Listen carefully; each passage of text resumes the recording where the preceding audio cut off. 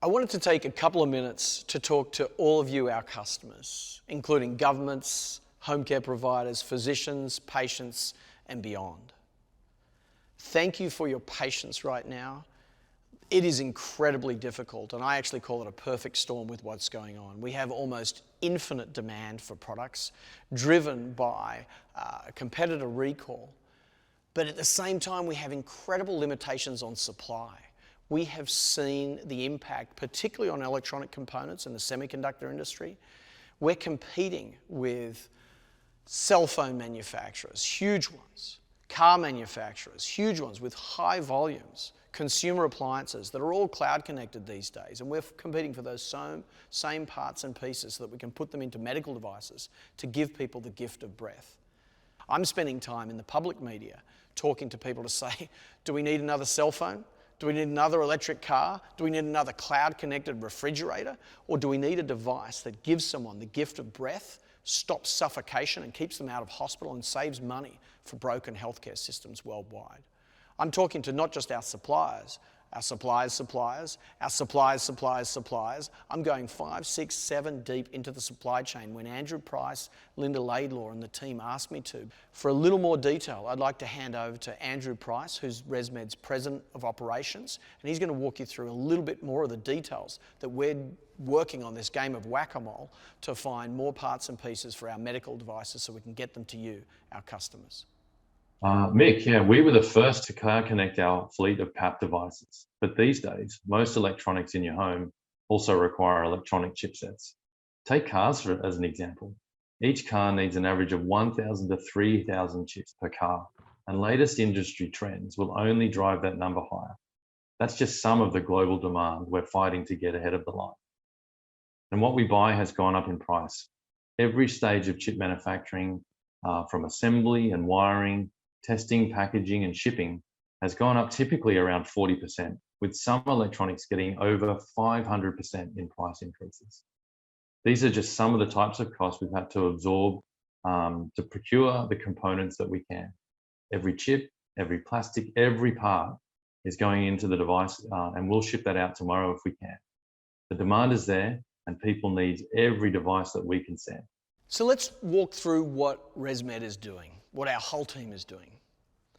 Andrew, Linda, and their supply chain team, and even me personally as the CEO, I'm on the phone with suppliers. I'm begging, I'm pleading. We really need these components for our medical devices. Even just 0.01% increase in their allocation to us will provide incredible opportunities for us to be able to give product to our customers. We are a very small part of their overall revenue, which makes getting the conversation difficult. But when we get that conversation, I'm able to explain what we do as an industry. Often the person I'm talking to, who might be the chief revenue officer of a huge $100+ billion corporation, has a mother or a father or a friend who's on a CPAP, who's on a bi-level, who's on a ventilator, getting the gift of breath, and then they get it.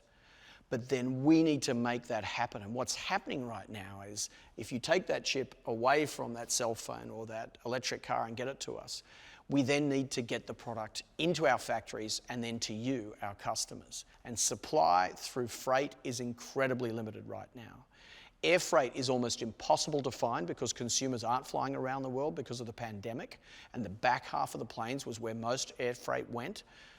We are actually chartering 777s from Singapore to LA to bring our product here because it's cheaper than going through FedEx. And if you've read any parts of the news on Long Beach, South Carolina, and ports across the world, boats are sitting outside and can't get through due to a lack of workers, lack of capability, and a supply chains that were held back and now speeding up. Supply is down, costs are way up, but we're doing everything we can to get out of this. I'm going to hand back to Andrew to talk a little bit more about some specific things we're doing around freight and around getting access to these parts.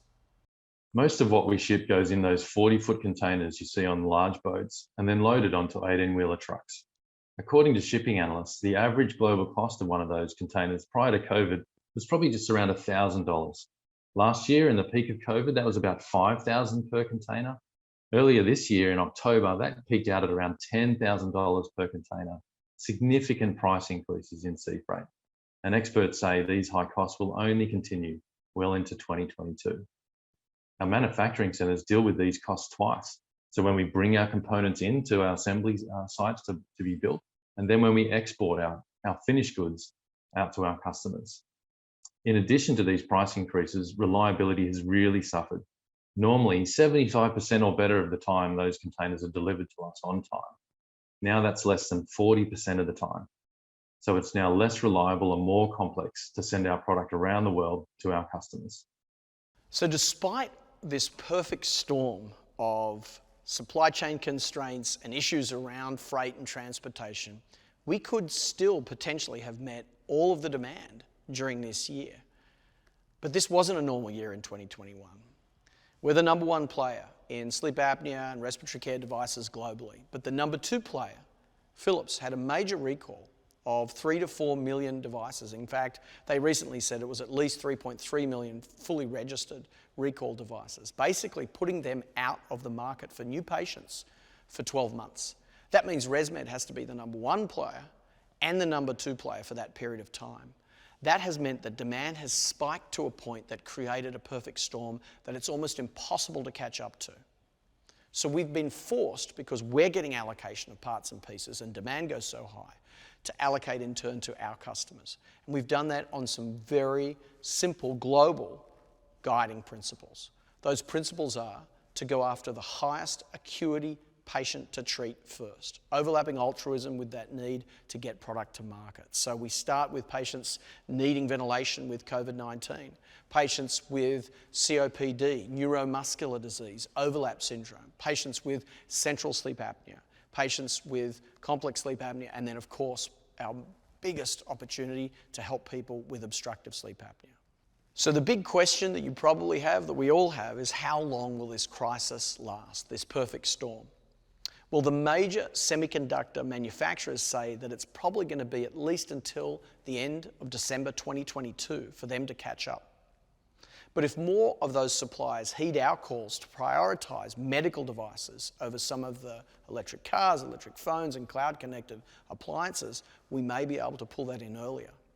But I want you to know that ResMed has the manufacturing capacity to do every bit of the production we need to keep up with demand. We recently hugely expanded our manufacturing footprint in Singapore. We also have manufacturing in Australia, the US, France, and beyond. So when we find the parts and pieces, particularly those electronic components and semiconductors, they will go straight to a factory, straight in a product, and get distributed to you, our customers. We can keep up with the demand for manufacturing. We just need the supply. And I can assure you that we won't rest until your patients can rest, well treated for their sleep apnea, COPD, neuromuscular disease, and all their needs for out-of-hospital healthcare. If you have further questions, contact your ResMed sales rep. Have great discussions with them. Please have empathy with them that they are on allocation the way everyone is. And until we're out of this crisis, we're in it together. I think on the other side, as we get to 2023, we're going to come out stronger as an industry and even stronger in making sure we can help people sleep better, breathe better, and live better lives outside the hospital.